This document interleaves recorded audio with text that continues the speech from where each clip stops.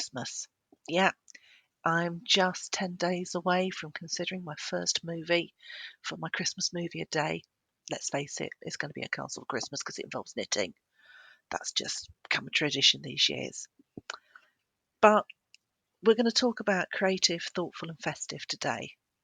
And I'm diving into the popular holiday debate: should you make Christmas presents for friends and family? Now, it sounds fun and it sounds sentimental, but is it worth the time, the effort, and the potential stress? That that term is somebody knitworthy, which I know there's been debate on Reddit recently around the fact that people find that a bit snarky. Is someone really worthy of something?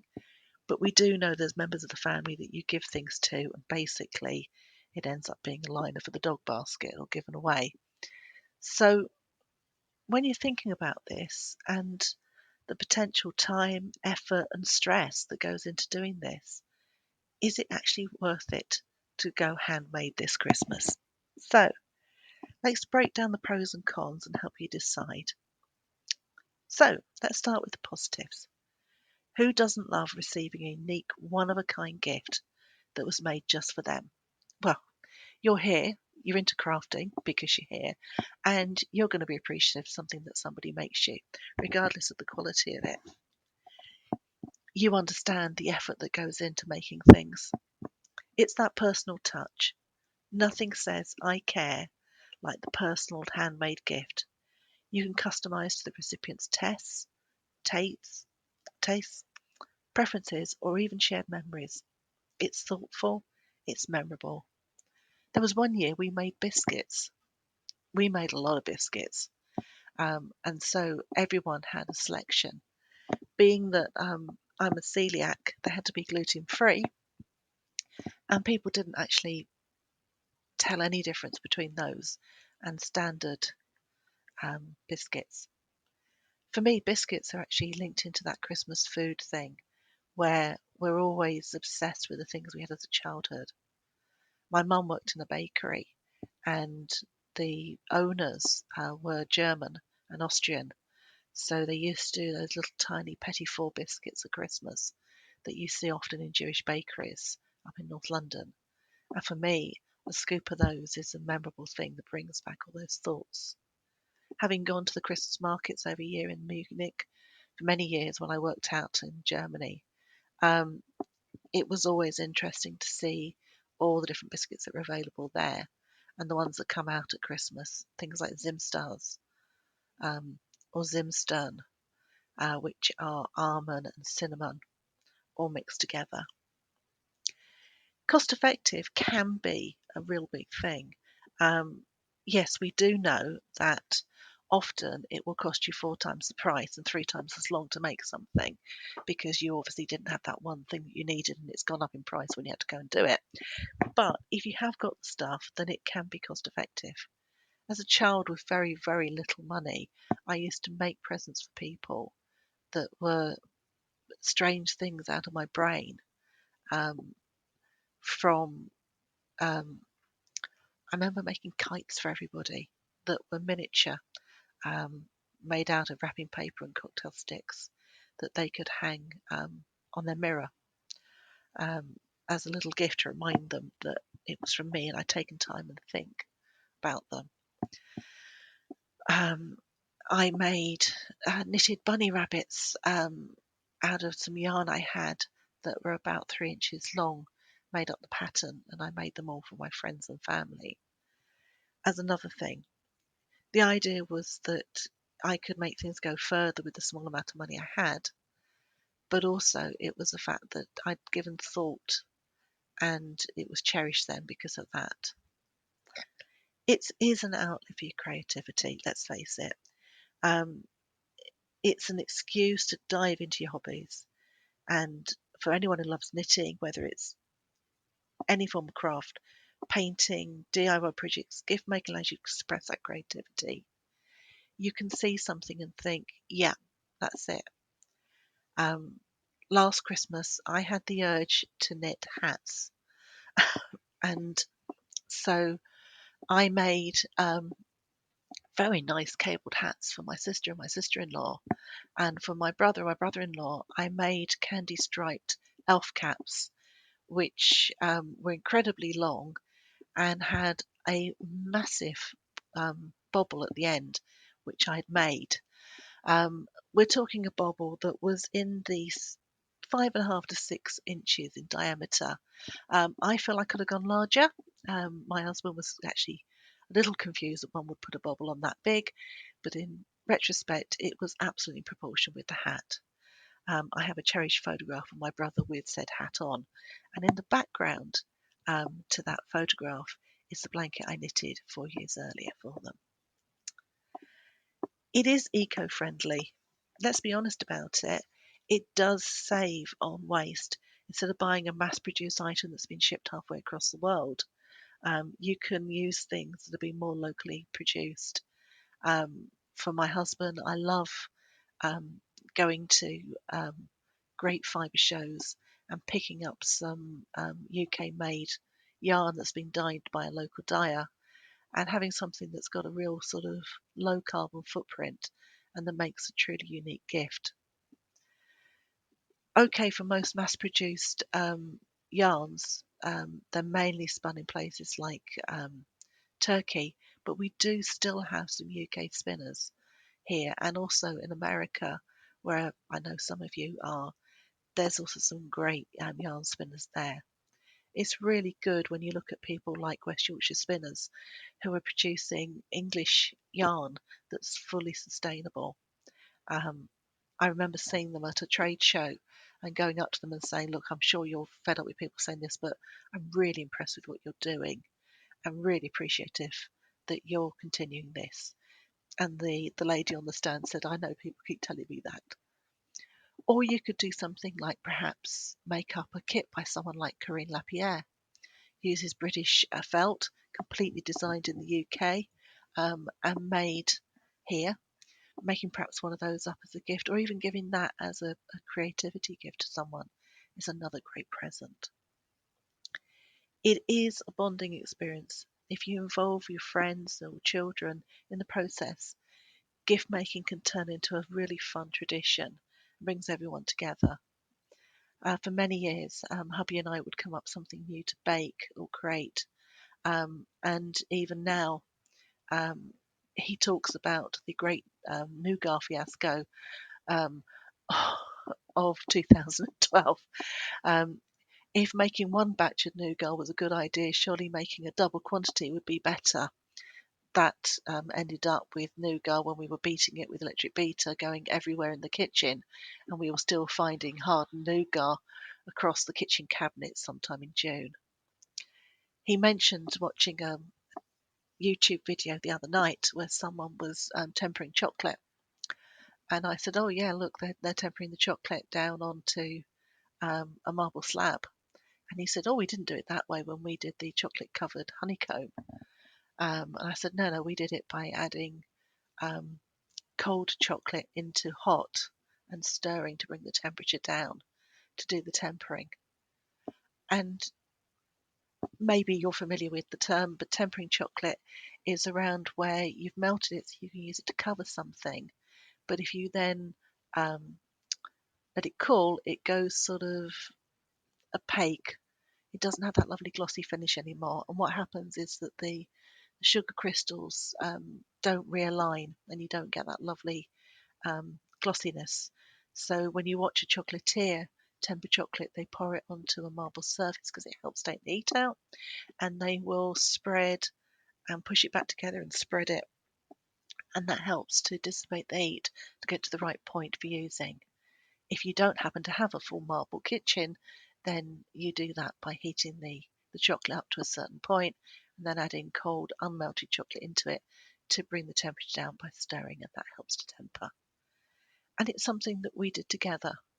Um, and it's a memory that holds there in for Christmas.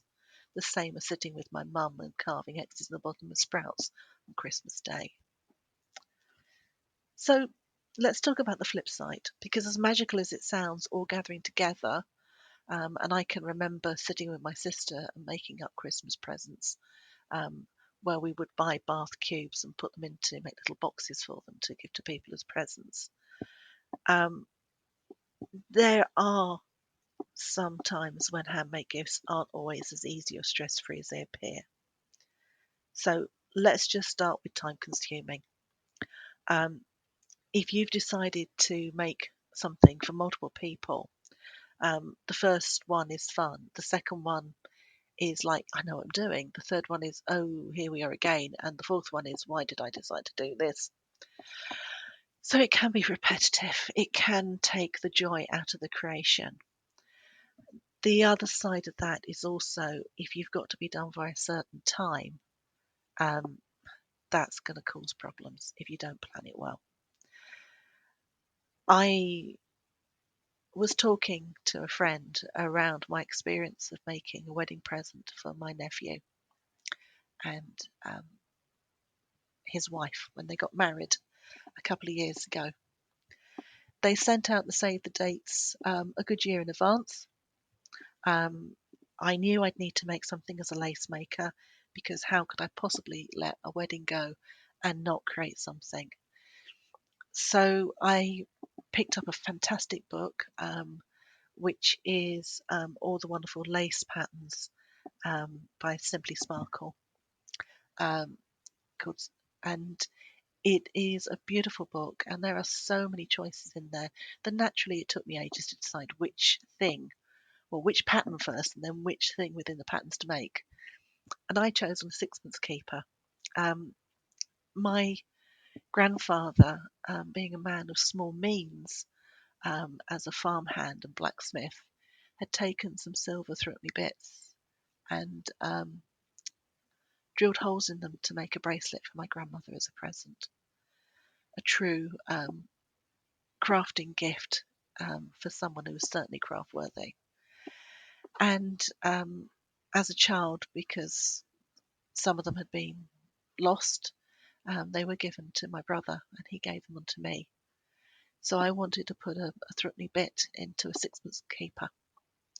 The idea is this bride has a sixpence to give her wealth and fortune moving forward into the marriage, or as my mum said, in case she needed a cab home because it all went wrong. But I chose the pattern finally, good 6 months out, ordered the silk from Piper Silks, got the silk to make the heart from the Silk Road. Fabulous people. Silk Road got it back within days. Piper Silks, usually about a week's turnaround, because they go and take the thread directly off the drums and into your order. Ordered the sequins and the beads to make the pattern. And then in conversation with my sister-in-law, discovered that my nephew and his wife-to-be as was were vegan. And silk really is not a good choice for people who are vegan. I love making lace and silk. It holds the pattern beautifully. It works fantastically. It is a joy to make. And my idea of heaven is sitting with a straw pillow, bone bobbins, and silk thread. It's just, it links you back to those lace makers in the East Midlands where we live.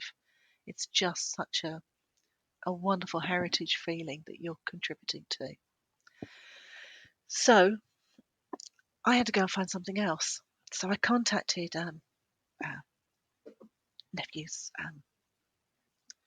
wife-to-be, as was. Do I call her niece-in-law? I don't know. We'll call her niece from going forward. And she said, oh, well, I'm making my wedding dress out of bamboo silk. Now, please be aware that the word bamboo and silk is an oxymoron.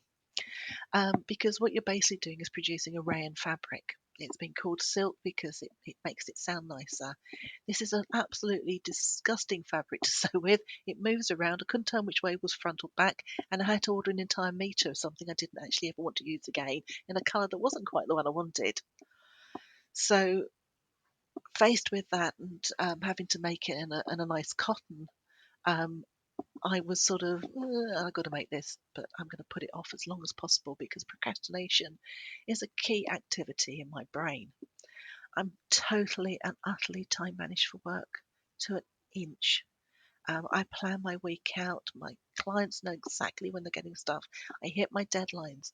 And then when it comes to myself, I'm like, yeah, please don't make me be time managed. I'm not going to do that. And what do? I end up starting the lace about 3 weeks before the wedding. I'd had everything, even with the rebuy of everything. I'd had it since June. But no, I start making it beginning of October. And I had quite a lot of lace to make. It was about 40 inches. Um, so there I am, finishing it 2 days before the wedding. And in fact, on the morning of the day before, when I'm packing it all up in a box that I bought, hubby says to me, "You're putting it in a box you bought from Amazon?" And I went, "Well, yeah, because there's no nice boxes in the local card shop." He says, "But you make bags." And I looked at him and went, "You make beautiful Japanese rice bags, make them a bag to put the present in." I was like, "Oh, okay." So there I am on the morning beforehand, making a fabric bag to put their wedding present in. And yeah, okay, it looked beautiful. I had a hand painted um, horseshoe with their name and the date on it, done by um, Kay's Canal Crafts. Fantastic woman. Her stuff is just unbelievably beautiful. Um, and then my 6 months keeper on the top. So yeah, it was perfect. It worked. They got a sustainable present to use year on year out. It was recycled horseshoe. Everything ticks all the boxes for two fantastic eco activists who do wonderful stuff and are very um, involved with my environmental things because that's what her job is. But there I am doing things the day before. And as I said to a friend when I was recounting this story recently, will I learn from this? No. Will I do exactly the same thing next time? Absolutely. So, yeah, great. It is time consuming, but planning is an issue. Now, we have family in Australia. That's where hubby comes from. And last posting date to them is always the first week of November. So I start curating Christmas things around the beginning of September and have to start making then. And really, because we are limited in what we can really send over there, I can't make biscuits myself and send them over. That's not allowed. It has to be pre-packed with a nice sticker on the back with what the ingredients are.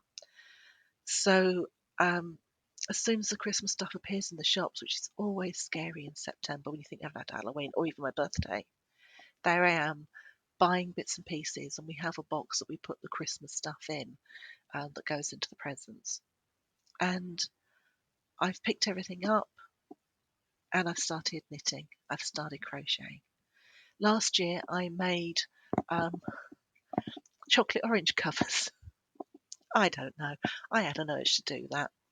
Of course, I couldn't stick the chocolate orange into the gnomes that I'd knitted um, because I needed to send them with the ingredients on them. So they went in the box in their own boxes with the covers next door to them.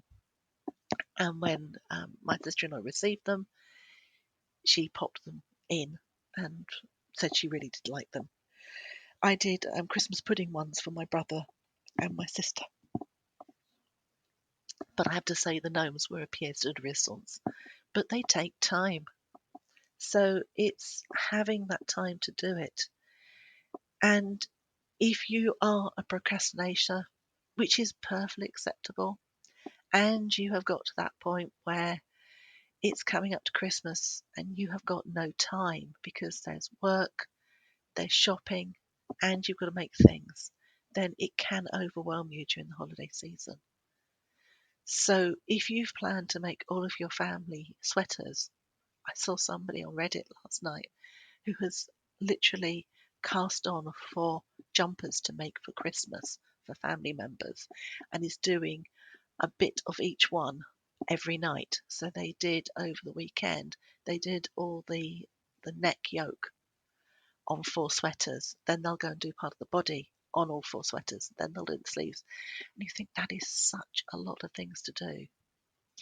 So you could look for handmade by finding somebody who makes things and find something that's beautiful that way, and give on handmade by sharing somebody else's abilities and appreciating that.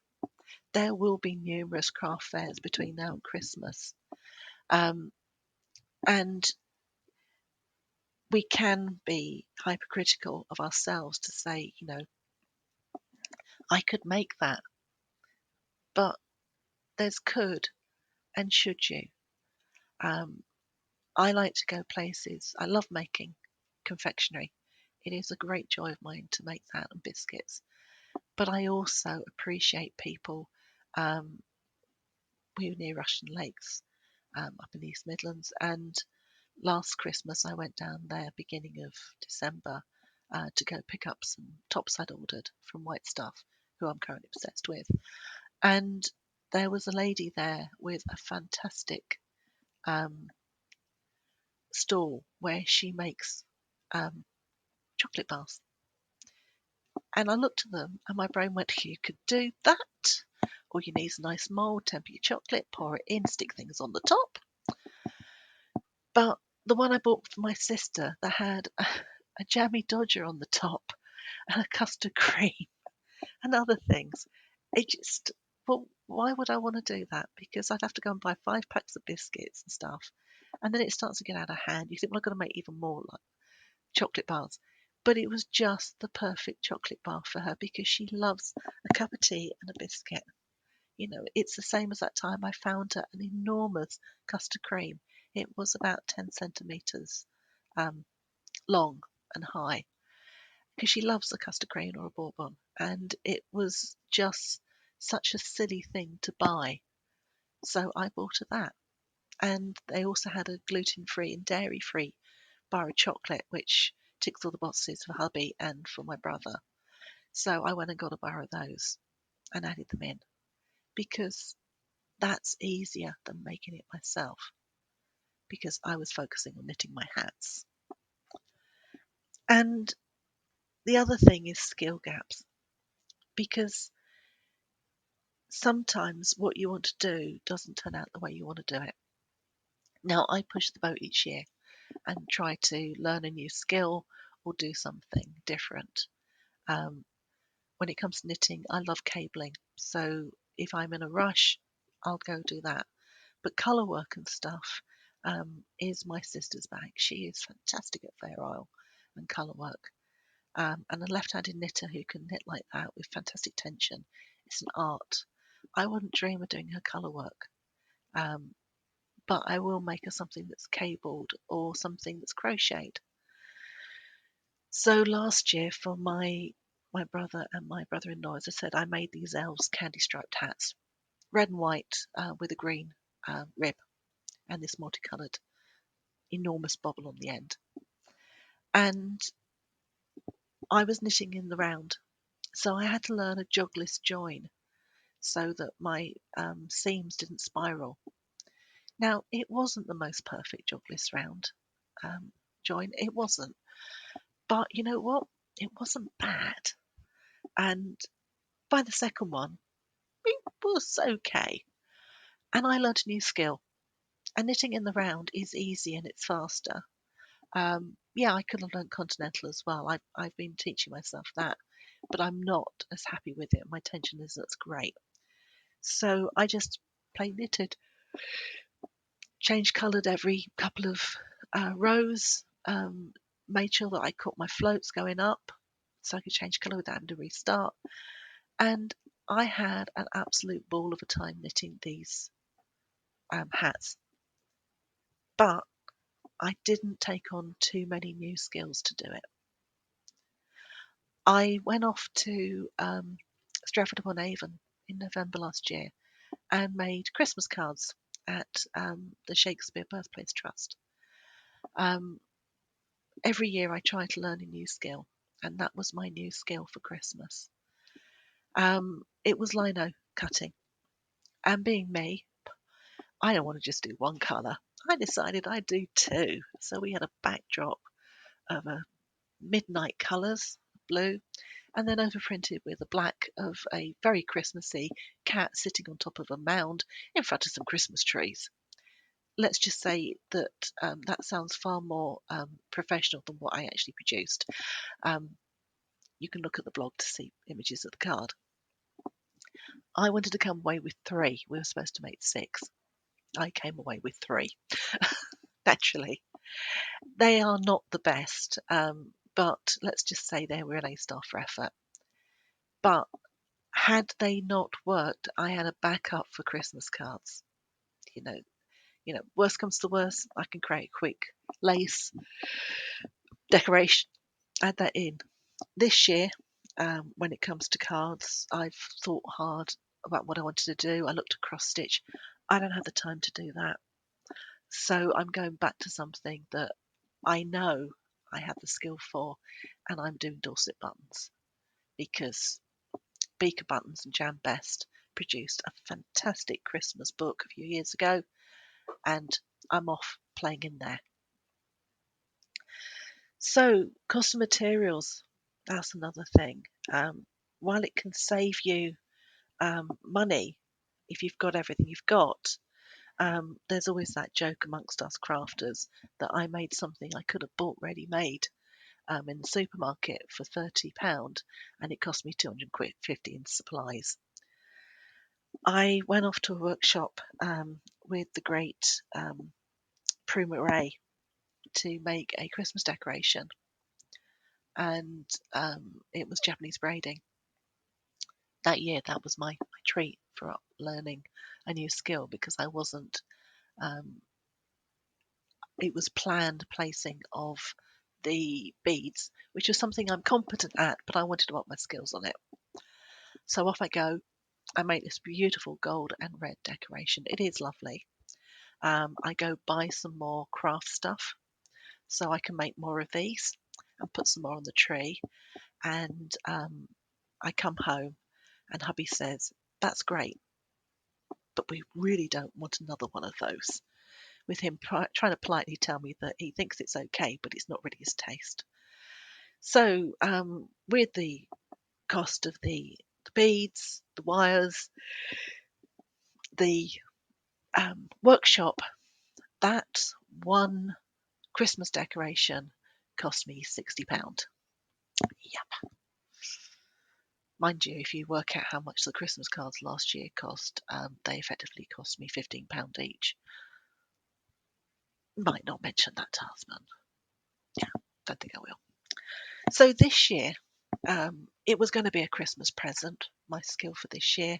I went up to Emma Bridgewater for my birthday, took a friend of mine there, the lovely Yvonne for Yvonne Crafts, met up with my brother, and we joked that it's like the three levels of skills.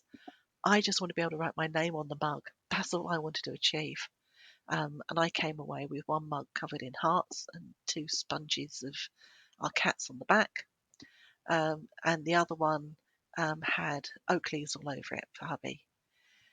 Yvonne wanted to do something that she'd previously embroidered because she can draw thread paint lavender. So she did that on the front and did a beautiful dog on the back with the sponging technique. So she had an idea what she wanted to do. My brother, preparatory sketches, effectively. Now he had an image of something he wanted to create, Susie Cooper piece, and he'd actually given a lot of thought to it. And this is like the three levels of crafting when you start something new. Me, I just want to come away with something that actually functions.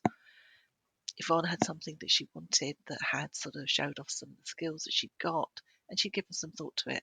And my brother, a true artist, had actually come up with quite a detailed plan. So that sort of thing, hubby's taken his mug and is using it already, so that's gone for Christmas. I'll have to order him another one. But the cost of materials can push up what you're spending. The pressure to be perfect is actually one of those things that, it does my head in now. We all talk about things being photo worthy. That idea that when you make a meal, it's got to be beautiful to photograph. Your presents are got to be something that looks like out of an interior design magazine when in the house. But that can take all of the fun out of the experience. If you've had to frog something 3 times because the pattern doesn't work or your abilities don't line up with it or the yarn isn't the way it should be, you know what? Find something else. That's why last year I chose to do chocolate egg covers, chocolate orange covers. They were simple. So I started off with the Christmas pudding design because that was actually really easy to do. And then I went and made, they took about 4 hours each. Then I went and made the gnomes, which took a little bit longer, but each could be made in an evening, no problem, while watching a nice film. Had they not worked, they would have been pushed back a year. I had other things I could have done, but I planned those. And it's about making sure that you're not doing something that if it didn't quite come out right, you're disappointed. I did 2 gnomes for the chocolate orange covers. Um, one was the snow colours, the other one was green and red, which obviously is Christmas colours. Makes no make no bones about it. They are Christmas colours, and I happen to have the yarn in my stash,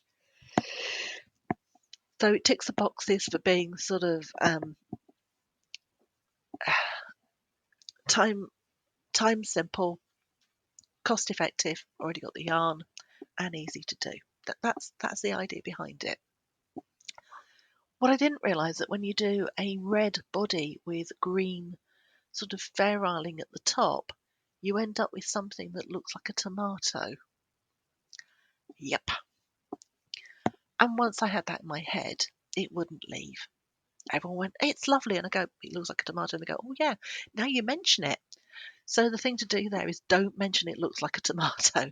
And of course, it's that classic thing. If I tell you not to think about it looking like a tomato, you're going to think it looks like a tomato. It was loved. That's all that matters. I also didn't mention sister-in-law that I thought it looked like a tomato. So that feeling of being pressured to make things perfect, that sort of picture perfect Pinterest upload, don't worry about that. It's also not always practical to make a handmade gift. As much as people like handmade, sometimes they prefer something that's much more practical, store-bought, and the handmade option may not hit the mark. So, say somebody wants a pair of gloves, knitting a pair of gloves is quite an art, and making those, but they might actually not want to have woolen gloves. They might actually prefer to have leather or PVU gloves because they may need waterproof. One Christmas, I was very much planning to do like a little slipper, slipper for everybody. They're supposed to take sort of 2 days to make, and I was going to start in September. It's a Nordic pattern. Sorry, it's a Nordic pattern, and the idea in the tradition is that you make them on Christmas Eve. You start in the morning, and you knit them straight through, and there's a new pair of slippers to wear. They're like sort of ankle trainer socks where you don't have anything on the sort of much on the top. There's no big ribbing. Made in double knit, quick to make. And I was going to make these until a comment was passed that somebody would really, really not want socks or anything that was sock adjacent made. So I smiled, said no problem, and bought them socks instead because they happened to like a particular brand of socks and it worked for them. So it's not always practical. So here we are, 5, 6 weeks out from Christmas. So 5 ways to get you ahead without losing your mind. So here are my 5 tips for you. Is one, start early. It's a bit like planting a tree. You're supposed to plant a tree 20 years ago. If not, the best time to do it is now. So don't wait until December. Get planning now. Have a look. If you're on Ravelry and you like knitting or crocheting, have a look at what your friends are doing for Christmas presents. Get some inspiration. Have a look, see what they did last year. So avoid that last minute stress. Simplify your projects. Choose gifts to match your skill level and don't require a ton of materials. So something simple done well is better than complex and bad. We've all heard them say that on Great British Bake Off. Simple but executed perfectly is always better than complex and not finished. Set a budget. Do you have to make that in yarn that has been gathered on the outer Mongolian reach by a small person who goes out there on their own only twice a year? Can it just be made with a really nice acrylic? Because you know what? They might want to wash that hat. Create a schedule. So block off some time and also block off some time to not do things. My birthday was 2 weeks ago. First weekend, I actually physically made myself not do any crafting. We watched great films, we went for a walk, did some shopping. I did no craft. I cleaned my brain out. So by the Monday, I felt refreshed. Work felt like it was ages ago, and I could sit down and just get on and do things. And also know when to say no. If it's starting to get a bit too much, press pause, regroup, and then go and buy them something that they will love. Because your mental health is linked to your crafting. We've talked about this before, and it is so important that you remain sane from this. Just remember that holidays are supposed to be about joy and not stress.